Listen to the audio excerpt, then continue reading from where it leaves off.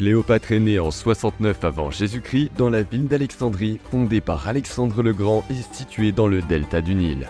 Cléopâtre était une reine importante de l'Égypte ancienne et son nom est toujours d'actualité.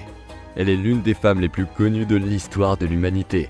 Tout au long de sa vie, elle s'est distinguée comme une stratège déterminée, très intelligente, rusée et détentrice d'une fortune gigantesque. Le philosophe grec Plutarque a écrit à son sujet ce qui suit. Le contact avec sa présence, si nous vivions avec elle, était irrésistible. La souveraine égyptienne a fasciné de nombreuses personnes à son époque. Aujourd'hui encore, elle continue d'en enchanter plus d'un. La trajectoire de sa vie est encore largement étudiée, recherchée et débattue.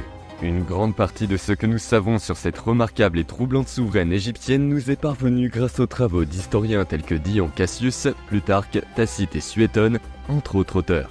Pour comprendre sa grandeur, il convient de rappeler quelques faits intéressants. Dans un temple dédié à la déesse Vénus, à la demande du dirigeant romain Jules César, qui était l'amant de Cléopâtre, une statue en or de la reine égyptienne fut érigée.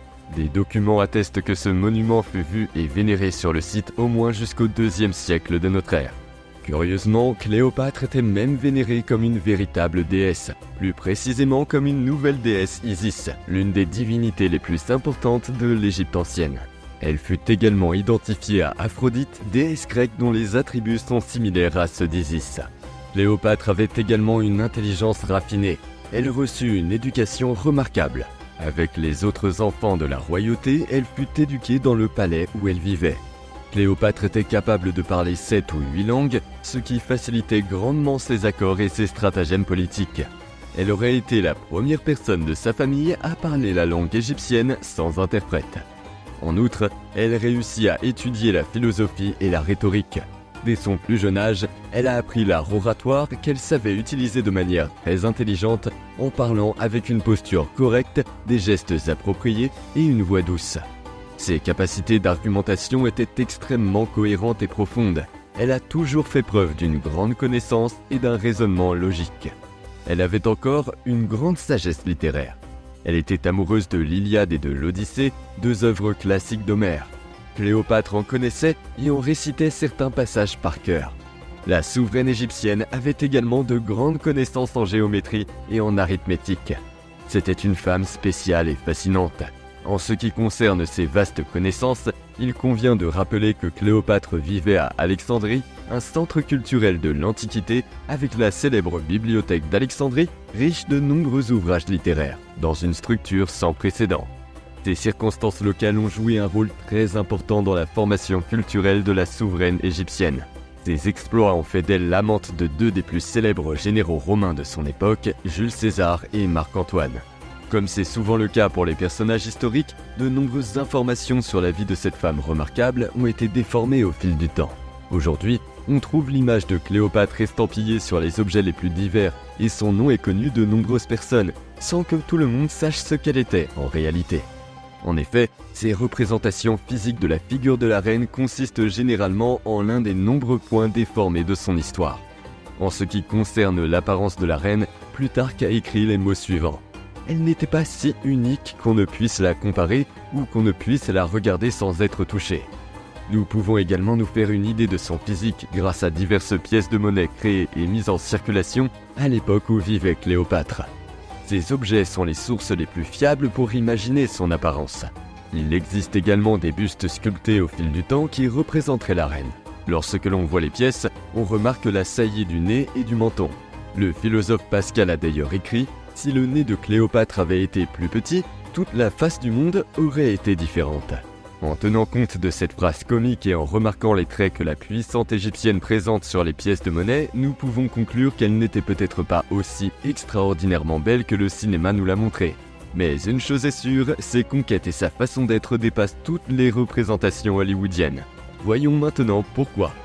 Cléopâtre appartenait à la dynastie des Ptolémées, qui est restée au pouvoir pendant 3 longs siècles. Leur règne fut marqué par de nombreux mariages et meurtres parmi les membres de la famille. Cette imposante dynastie est née après la mort du puissant Alexandre le Grand, roi de Macédoine. À sa mort, son empire fut divisé entre ses généraux. Un ancêtre de Cléopâtre, Ptolémée Ier Sotère, était parmi eux. Il a initié la dynastie ptoléméenne. après avoir commencé à gouverner la magnifique ville d'Alexandrie, un centre culturel inégalé de l'Égypte ancienne. Au vu de cet arbre généalogique, il est important de rappeler que la puissante Cléopâtre dont il est question dans cette vidéo est Cléopâtre VII. 6 autres Cléopâtres l'ont précédée dans sa lignée familiale. À Alexandrie, la reine vivait dans un palais luxueux, plein de richesses et d'ornements magnifiques. L'endroit était immense et spacieux, avec plus de 100 pièces et un paysage extérieur époustouflant. Il y avait des jardins à couper le souffle, décorés de belles statues et de fontaines. Ce fantastique palais fut constamment agrandi, avec les générations successives de personnages ptoléméens. Le site devint le palais le plus luxueux de la Méditerranée. Cléopâtre, fille de Ptolémée XII, grandit dans cette réalité. Elle avait 2 sœurs, Bérénice IV et Arsinoé IV, et 2 frères, Ptolémée XIII et Ptolémée XIV. À la mort de sa mère, Bérénice IV s'installa au pouvoir. Mais son règne fut de courte durée et la jeune femme fut tuée par son propre père. Il est important de souligner à nouveau que la lignée des Ptolémées a pour caractéristique principale les meurtres. Plus tard, Arsinoé IV fut exilé par Jules César, puis exécuté par Marc-Antoine à la demande de sa propre sœur Cléopâtre. Le sort de Ptolémée XIV ne fut pas différent. Cléopâtre commença à régner sur l'Égypte à l'âge de 17 ans, après la mort de son père. Selon la tradition, elle épousa le frère de ce dernier, Ptolémée XIII, qui n'avait alors que 13 ans. Quelque temps après que Cléopâtre devienne reine d'Égypte, son frère et époux Ptolémée XIII commença à vouloir gouverner le pays sans l'intervention de sa sœur. Pothinus, Achillas et Théodotus de Chios, 3 importants conseillers du jeune roi, se rallièrent à cette idée pour persuader le jeune homme de rompre avec Cléopâtre et de l'écarter du pouvoir. La reine, au cours de son gouvernement, voulut maintenir des liens politiques avec l'Italie pour mettre en valeur ses talents de stratège. Son objectif était de renforcer l'amitié avec les Romains, qui pourraient être des alliés importants en cas de guerre civile en Égypte. Son principal allié sera le général Pompéi, chef d'une des familles romaines les plus traditionnelles. Ces manœuvres diplomatiques valurent à Cléopâtre d'être accusée de trahison pour avoir trompé son frère. À l'âge de 21 ans, la jeune souveraine fut contrainte de quitter Alexandrie et s'exila en Syrie où elle rassembla une armée. Le jeune roi égyptien et ses 3 conseillers décidèrent de partir à la recherche de la reine afin d'empêcher à tout prix son retour à Alexandrie. Mais au cours de leur recherche, ils apprirent une nouvelle inattendue. Pompéi, qui rivalisait avec le grand Jules César, était en route pour les terres égyptiennes. Il pensait être accueilli par le pharaon lui-même, car il avait été un grand ami de son père. Pompéi le Grand était un général très habile. Tout au long de sa vie, il réussit à conquérir d'innombrables nations en Afrique, en Asie et en Europe. Après une défaite en Grèce contre son ennemi Jules César, Pompéi, effrayé, s'enfuit en Égypte à la recherche d'un refuge. Un conflit divisa l'Empire romain entre Pompéi et Jules César. Ce conflit est connu sous le nom de guerre civile de César. En apprenant que Pompéi avait l'intention de débarquer dans le pays, les partisans égyptiens réfléchirent. Aider la vieille connaissance de Pompéi était un risque, car cela pouvait être interprété comme une déclaration de guerre à Jules César, qui commandait une machine de guerre très puissante. De plus, Ptolémée et ses alliés pensaient que Pompéi pourrait aider Cléopâtre à retrouver sa place dans la royauté et qu'il fallait éviter les ennuis. Mais Pompéi avait été un grand ami du père du couple qui gouvernait l'Égypte. Par conséquent, s'il ne l'aidait pas, il pouvait rompre les liens avec le pays, faisant de l'Égypte un ennemi de Rome. Théodote et les 2 autres conseillers, Achillas et Pothinus, réfléchissaient à la question.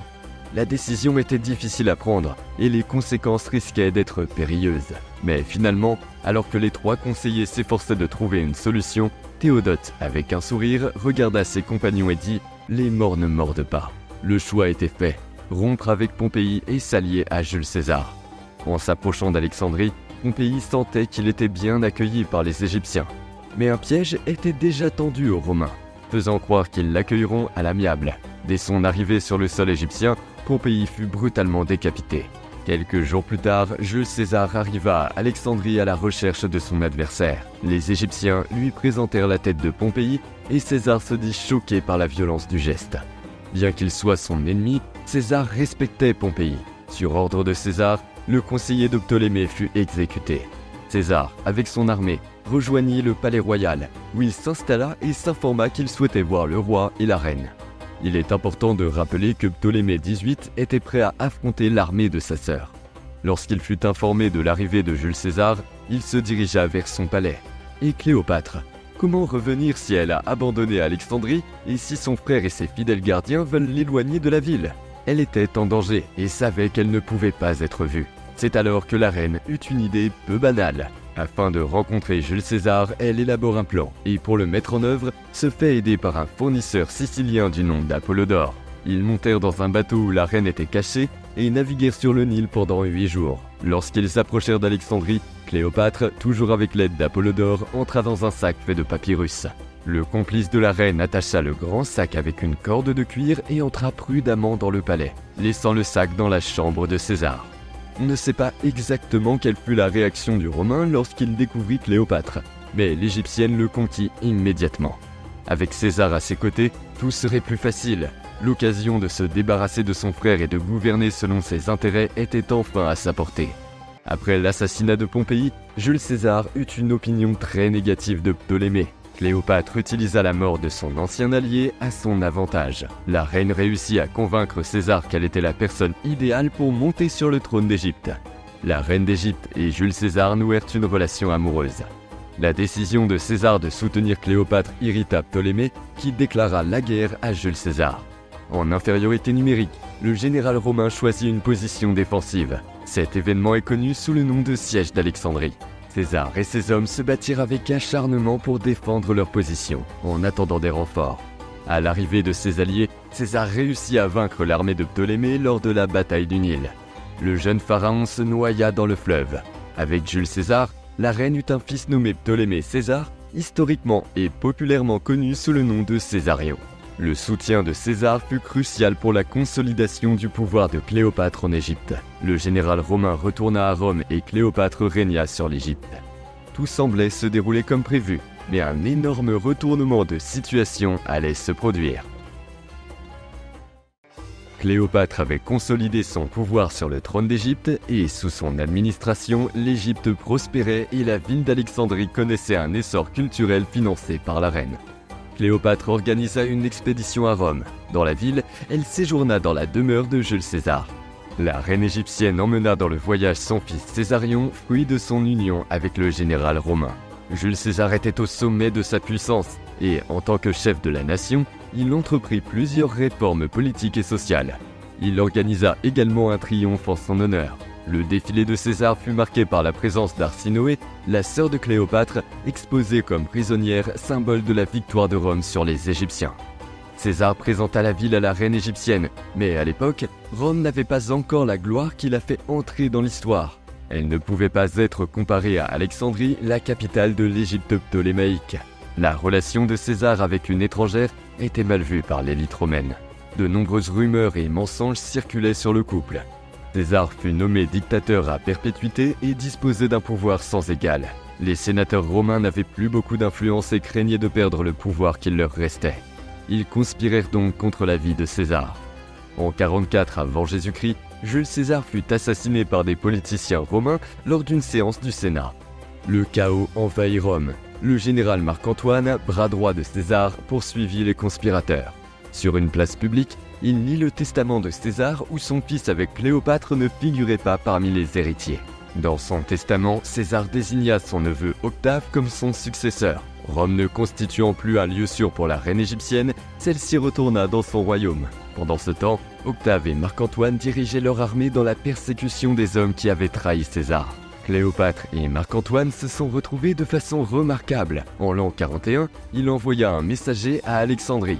Par l'intermédiaire de cet homme, il convoqua la reine pour une rencontre à Tarse, une ville située dans l'actuelle Turquie. La reine d'Égypte arriva à l'endroit convenu dans un bateau éblouissant.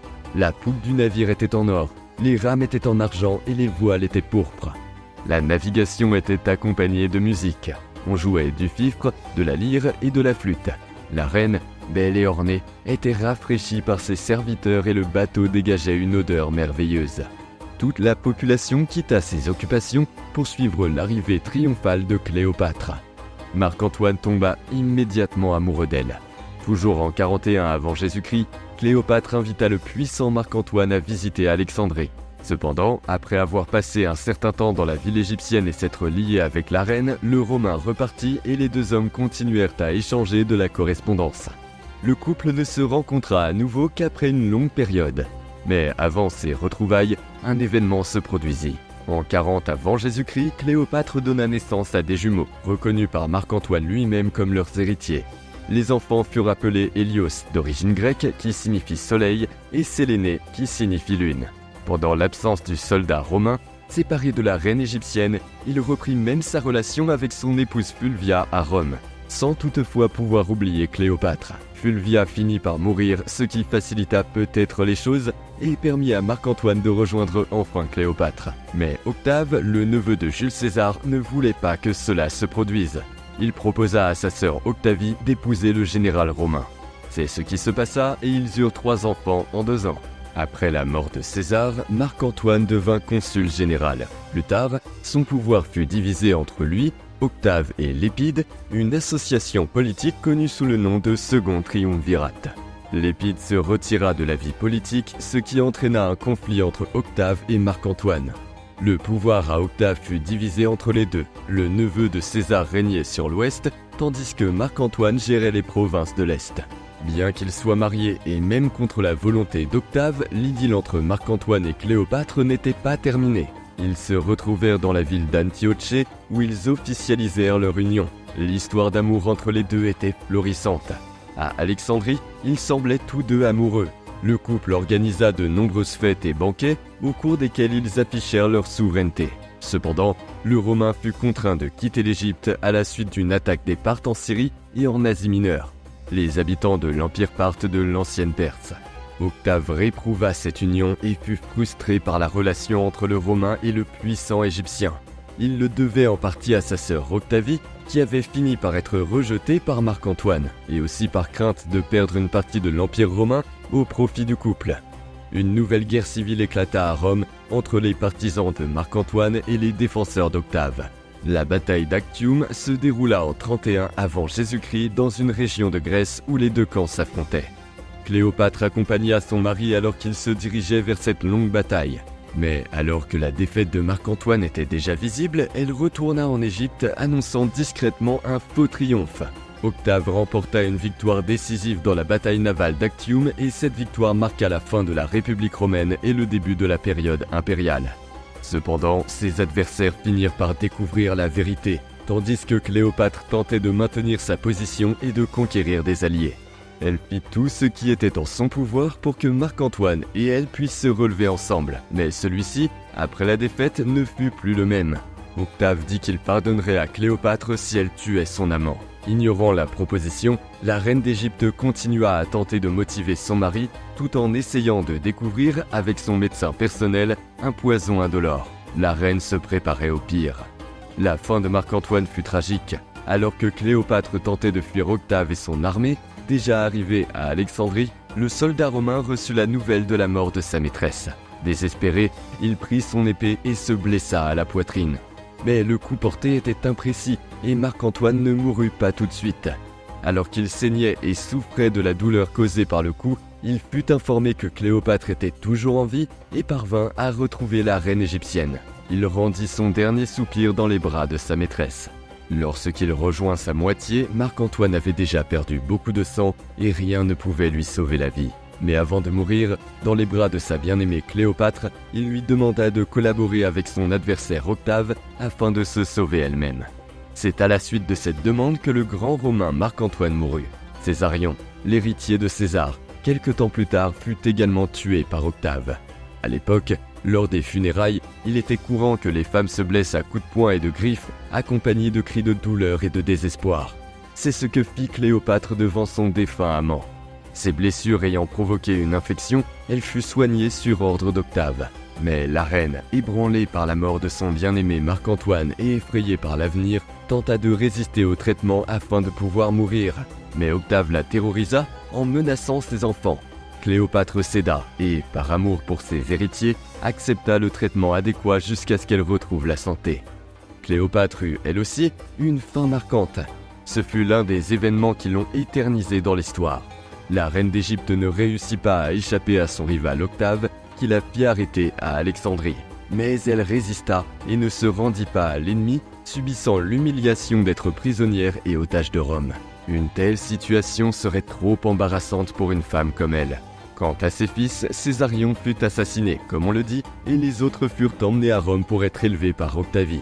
Cléopâtre était constamment surveillée sur ordre d'Octave, car elle avait tenté de se suicider à 2 reprises après la mort de Marc-Antoine.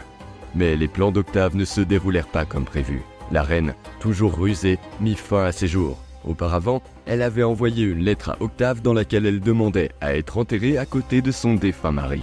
En ce qui concerne sa mort, certaines sources affirment qu'elle fut mordue volontairement par un serpent et qu'elle serait morte du poison. D'autres sources et érudits affirment que Cléopâtre a pris du poison. Compte tenu de ces incertitudes, sa fin est très controversée. Certaines sources affirment que le médecin personnel de Cléopâtre avait une grande connaissance des poisons. En outre, la reine fut toujours un stratège et une personne efficace. Il est fort probable qu'elle ait préparé sa mort à l'avance.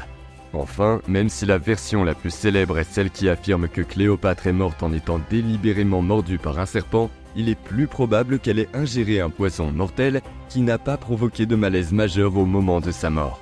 Elle a été retrouvée sur un canapé, vêtue de beaux vêtements. Les gens ont affirmé qu'elle avait une expression sereine. Elle est morte 9 jours après la mort de son amant. Ses funérailles furent solennelles et élégantes, dignes d'une reine égyptienne. Sa demande d'être enterrée à côté de Marc-Antoine fut respectée. Après la mort du puissant monarque, l'Égypte devient une province romaine. C'est la fin de l'hégémonie de la dynastie ptolémaïque en Égypte. L'histoire de Cléopâtre est fascinante. Nombreuses de ses ancêtres féminines furent d'importantes souveraines égyptiennes au même titre que leurs maris. Curieusement, les femmes égyptiennes jouissaient à l'époque d'une plus grande liberté que les femmes d'autres civilisations. Cléopâtre ne joua pas un rôle secondaire dans cette lignée de femmes souveraines et fut une figure de renom. Le parcours de sa vie fut particulièrement mouvementé et impressionnant à plus d'un titre. Tout d'abord, la lignée ptolémaïque, impressionnante par le nombre de meurtres parmi les membres de la famille elle-même. Cette habitude a d'ailleurs été héritée par Cléopâtre. Mais indépendamment de ces meurtres, le gouvernement ptolémaïque était très important pour l'Égypte. Cléopâtre exerçait de grandes responsabilités et a dû prendre des décisions importantes tout au long de sa vie en tant que souveraine de l'Égypte. Elle avait des admirateurs et des rivaux. Elle était habile, provocatrice et extrêmement influente. C'était une femme rare, spéciale et très déterminée. Elle eut toujours des stratégies pour atteindre tous ses objectifs. Cléopâtre émerveillait tout le monde grâce à ses grandes connaissances et à son intelligence différenciée. Le profil de la reine égyptienne, avec toutes ses qualités, lui a permis de conquérir 2 des personnages les plus légendaires de notre histoire, les puissants Jules César et Marc-Antoine. Au fil du temps, la figure de Cléopâtre fut souvent déformée et la femme égyptienne fut perçue avec préjugés. On a parfois l'impression que tout son parcours et ses conquêtes se résument à avoir séduit ces 2 Romains. Mais cette vision de la vie de la reine est réductrice, car elle eut de grandes réalisations politiques. Quoi qu'il en soit, la légendaire reine égyptienne est devenue une source d'inspiration pour certains des plus grands artistes de l'histoire. Parmi eux, le peintre Michel-Ange, William Shakespeare et même le poète brésilien Olavo Bilac. Entre leurs mains, la souveraine devint une illustre œuvre d'art. En découvrant son histoire, on se rend compte que ce n'est pas un hasard si Cléopâtre a fasciné tant de monde à son époque et continue de captiver tant de monde aujourd'hui.